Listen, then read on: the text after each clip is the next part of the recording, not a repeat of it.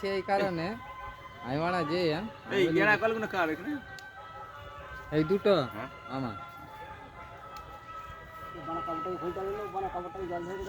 জানো পিন্টু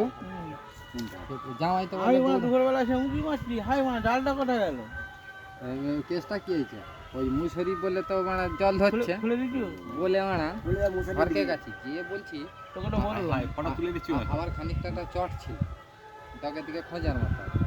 হ্যাঁ চটটা সেবারে খুঁজে পাইনি বলে মুসরিটা লাগিয়েছি